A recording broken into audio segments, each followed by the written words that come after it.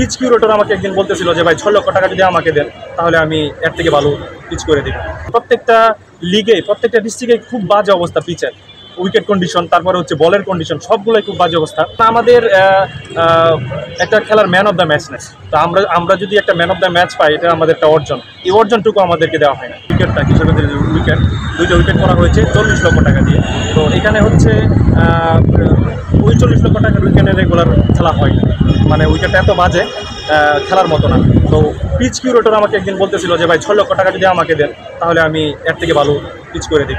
তারপরে হচ্ছে নন সিজনে খেলা হয়, ম্যাক্সিমাম টাইম হচ্ছে যে বৃষ্টি সিজনে খেলা হয়। তো সেটা হচ্ছে আমাদের একটা কষ্টের বিষয় যে আমরা ঠিকমতো খেলতে পারতেছি না।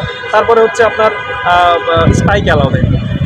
আমি হচ্ছে একটা পেস বলার, তো একটা পেস বলারের মেন ইয়ে হচ্ছে স্পাইক। তো স্পাইক যদি অ্যালাউ না দেয় তারপরে হচ্ছে ওইখানে আবার উইকেটটা আবার বাজে। তো আরেকটা সমস্যা হচ্ছে যদি আগে ব্যাটিং করে যদি 100 রান করে 50 ওভারে, তো ওই 100 রান চেস করতে পারে না।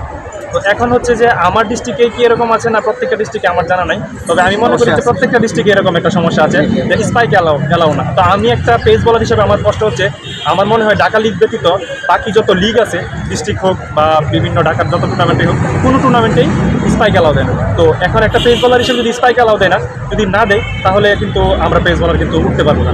তো আমি মনে করি যে প্রত্যেকটা ডিস্ট্রিক্টের দিকে নজর দেওয়া উচিত বিসিবির, কারণ লিগগুলোর অবস্থা খুবই খারাপ। যেমন আমাদের একটা খেলার ম্যান অফ দ্য ম্যাচ নেই, তো আমরা যদি একটা ম্যান অফ দ্য ম্যাচ পাই এটা আমাদের একটা অর্জন, এই অর্জনটুকু আমাদেরকে দেওয়া হয় না।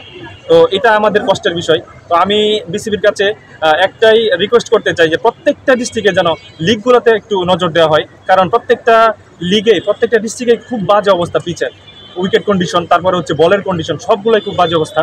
তো এই সকল কিছু plus Dhaka 3rd division, 2nd division, 1st division, সকল কিছু নিয়ে আমাদের আজকের এই এখানে আসা আর কি। তো আশা করি আমাদেরকে বিসিবি সহায়তা করবেন, আমাদের যেই সমস্যাগুলো আছে সেগুলো অবশ্যই সংস্কার করবেন।